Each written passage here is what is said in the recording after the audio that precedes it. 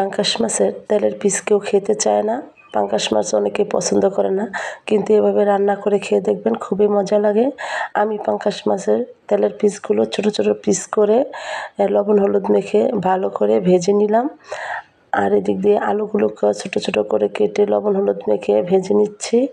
আসসালামু আলাইকুম ভাই ও বোনেরা, আশা করি আল্লাহর রহমতে ভালোই আছেন। আমিও আল্লাহর রহমতে ভালোই আছি, কিন্তু একটু অসুস্থ, ভয়েসটা শুনে বুঝতে পারতেছেন। আর এদিক দিয়ে আমার মাছ আর আলু ভাজা হয়ে গেছে। এখন আমি মশলাটাকে কষিয়ে নিচ্ছি। এই তো মশলাটা কষানো হয়ে গেছে, আমি আলুগুলোকে দিয়ে এখন ভালো করে কষিয়ে নিব। আমার রেসিপিটা যদি আপনাদের ভালো লেগে থাকে লাইক কমেন্ট শেয়ার করবেন, ইউটিউব চ্যানেল সাবস্ক্রাইব করবেন, ফেসবুক পেজটাকে ফলো দিবেন।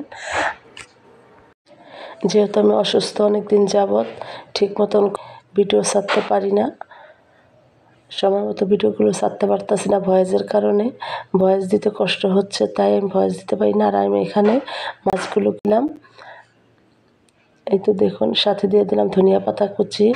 আমার রেসিপিটা যদি ভালো লেগে থাকে অবশ্যই বেশি বেশি শেয়ার করবেন। আমার রেসিপিটা প্রায় হয়ে আসছে। আর আমি এখানে জিরা ফাঁকিও দিয়েছি, এটা দেখাইতে পারি নাই, দুঃখিত।